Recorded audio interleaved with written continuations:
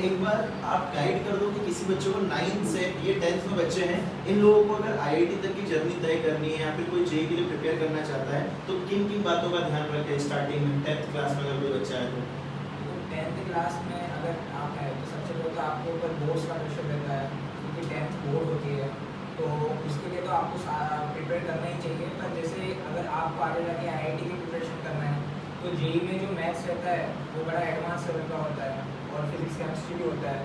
तो आपको उसके लिए कुछ एक्स्ट्रा ऐसा करना चाहिए जिससे आपका वहाँ तक पहुँचने में कोई दिक्कत ना हो। अभी से थोड़ा थोड़ा बेसिक्स लेते चलो, थोड़ा थोड़ा ऐसा नहीं हो पा रहा है। अपने आप का पढ़ लिया, पूरा स्कूल का पढ़ लिया, होमवर्क कर लिया, सब कुछ कर लिया, उसके बाद अगर आप फ्री टाइम हो तो खेलने भी जाओ। ऐसा नहीं कि खेलना मत करो, पर अगर कोई ऐसा एक्स्ट्रा टाइम बच रहा है तो उसमें आप कोई से जैसे अभी तो यूट्यूब वगैरह सब चल रहा है, तो उससे आप कोई सा भी ऐसा प्लेटफॉर्म उठा सकते हैं जिससे आपको थोड़ा थोड़ा बेस प्रिपेयर हो रहा है, तो आपको थोड़ा तो आइडिया लग जाएगा इन सब चीज़ों का। और आप सब सर्च करिए इसके बारे में कि आईआईटी क्या होता है, ये सब क्या है, तो आपको अभी से पता चलेगा। अब जैसे 10th की एग्ज़ाम पास की है तो फिर आपके पास है 2 साल।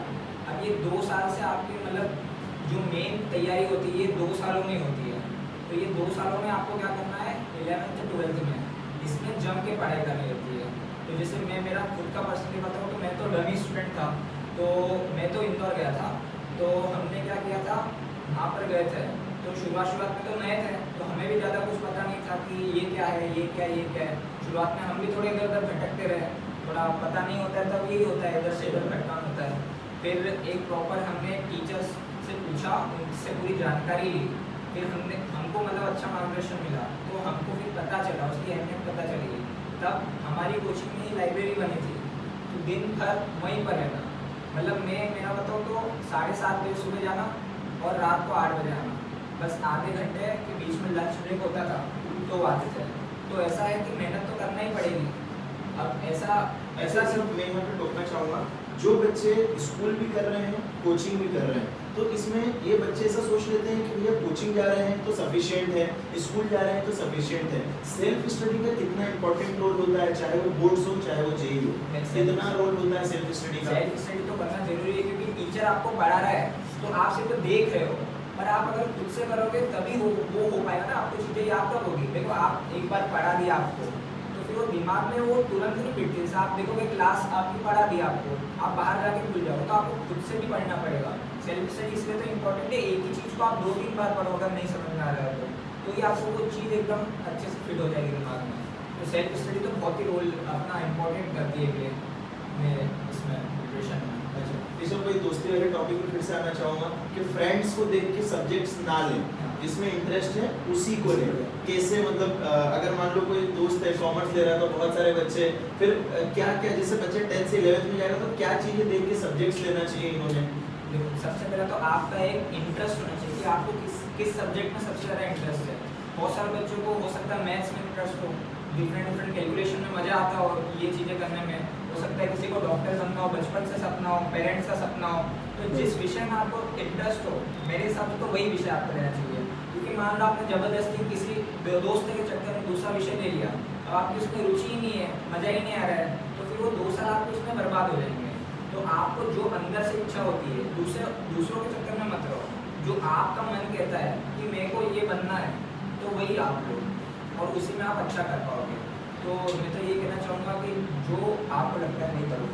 अगर फ्रेंड्स जैसे कि फ्रेंड्स को देख के हम लोग सब्जेक्ट ले रहे हैं तो उसमें अपने को भी नुकसान होता है। हाँ। कि शुरू में केवल 2 साल आप लोग सुखी हो, जैसा कि ऋषभ ने स्टार्टिंग में भी कहा कि अभी 3 साल जम के मेहनत करने का टाइम है, इवन 4 साल जो 9 से 12th का। मैं तो ये मानूंगा ऋषभ जो अभी सीबीएसई ने जो चेंजेस किए, बहुत सारा सिलेबस 9th वाले बच्चों के लिए भी चेंज किया है, तो 9th में वो सीबीएसई को भी पता चल चुका है कि स्किल बेस्ड एजुकेशन में जो आईआईटी में जो कॉन्सेप्ट चलते हैं और धीरे धीरे सीबीएसई भी इम्प्लीमेंट करने लगी है कि भैया इसमें स्किल बेस्ड एजुकेशन होना चाहिए और भी दूसरी चीजें होना चाहिए। तो बेटा जो 9th से 12th तक का आपका जर्नी रहेगा, जैसा कि अभी ऋषभ भैया ने बताया कि या तो अभी मजे कर लो खूब, या तो अभी 4 साल मेहनत कर लो और उसके बाद एक बार एंट्रेंस क्लियर करके उसके बाद कॉलेज लाइफ में फिर आपके मजे ही मजे, फिर वहाँ पे कोई दिक्कत नहीं।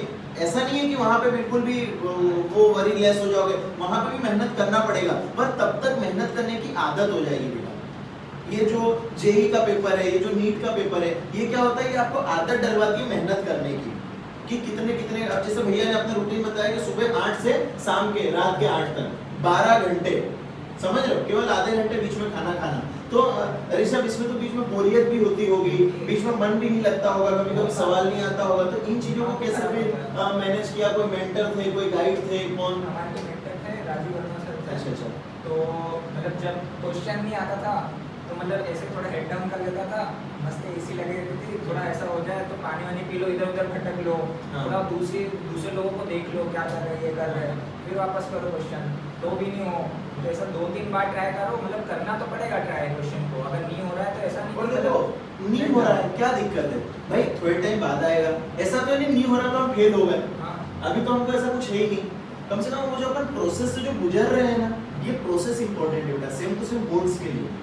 अभी मैंने बायोलॉजी का 1.5 घंटे लेक्चर लिया, अब 1 घंटे के लेक्चर में बहुत सारे ऐसे कॉन्सेप्ट होंगे ऊपर से आपको समझ में आ गए, क्योंकि बायोलॉजी ऐसा होता है कि बार-बार रिपीट करना होता है ना, क्योंकि भाई जो नेम्स है, अभी हमने डाइजेशन इन ह्यूमन बीइंग्स पढ़ा, तो अब बहुत सारे एंजाइम्स है, कौन किसको तोड़ रहा है, अब ये पूरे सीरीज है हमारा एलिमेंट्री कैनाल में क्या, तो ये सब चीज जब तक घर पे जाके खुद से सेल्फ स्टडी नहीं करोगे तब तक ये सारी चीजें भूलते जाओगे, समझ में आ रहा है? और मान लो कोई से क्वेश्चन में अटक गए हम लोग, मैथ्स का कोई सा प्रॉब्लम है, अटक गए भाई, कुछ दिन करा तो करा, आधे घंटे बाद फिर ट्राई करा, नहीं तो आपके पास तो अभी स्कूल लाइफ में हो, अभी तो आपके पास बहुत सारे टीचर्स हैं, और एआई का कैसे यूज करके, एआई से क्या रिकमेंड करोगे आप, एआई वगैरह या फिर मोबाइल टेक्नोलॉजी का यूज लेके पढ़ना चाहिए कि बुक से पढ़ना प्रेफर करोगे? बुक से पढ़ना, बुक से प्रेफर करेंगे।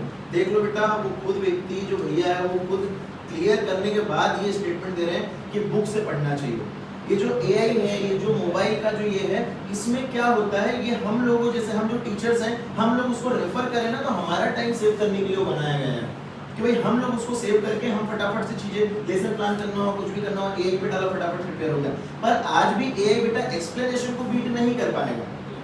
अभी पढ़ाते समय मैं हंसता हूँ, मैं खुद का मजाक बनाता हूँ, कोई भी टीचर पढ़ाएगा, संदेश भैया पढ़ा रहे, संदेश सर पढ़ा रहे, कुछ भी सवाल नहीं आ रहा है तो तुमको भैया किस तरीके से समझाना है वो उनको पता चलेगा, धीरे धीरे एक एक बच्चे की वो पहचानेंगे, भाई इसको कैसे समझ में आता है। तो ये ना बुक से जब तक नहीं पढ़ोगे तब तक आपको राइटिंग नहीं मिलेगी, तब तक आपको वर्ड्स नहीं मिलेंगे, कहाँ पे कौन से वर्ड्स यूज करने हैं, ये चीजें होती है। अभी 10th से लेकर 12th तक जितना ज्यादा आपका बुक काम करेगा, जितना ज्यादा आपका रिटर्न वाला पार्ट काम करेगा, उतना मोबाइल और ये सब काम नहीं करेगा बेटा। ये एग्जाम क्रैक करवा देते तो सब उसी से कर लेते हैं, अगर ये एग्जाम क्रैक करवा देता तो बात तो सही है। प्रैक्टिस और सेल्फ स्टडी तो फिर भी आपको करनी पड़ेगी, ठीक है। और आपके कोई से पर्सनल डाउट्स हो जो आपको ऐसा लग रहा हो कि पूछना चाहिए, कुछ तो समझ सकता है। जेईई